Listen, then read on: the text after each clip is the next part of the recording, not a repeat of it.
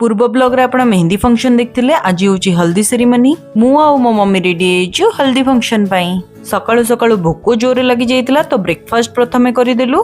एबे मीट करंतु हमर जणे क्यूट फैमिली मेंबर को। पहुंचु ऑलरेडी डांस रा माहौल स्टार्ट हो जाइछि तो हल्दी सेटअप भी फुल रेडी थिला। हेले हेबा को जाउथवा दुल्हा दुल्हन कर ए जाय देखा नाही। हेई तो कहू को ग्रूम साइड रु एंट्री स्टार्ट हो गलानी। देन ब्राइड साइड रो एंट्री हैला। देन समस्ते डांस करके फुल एंजॉय करिले फंक्शन को। देखंतु समस्ते कित्ते खुशी रे मशगुल अछंती।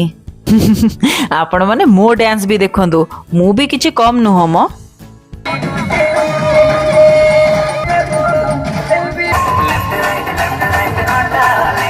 डांस करी करी आसी थकी की बसी गली।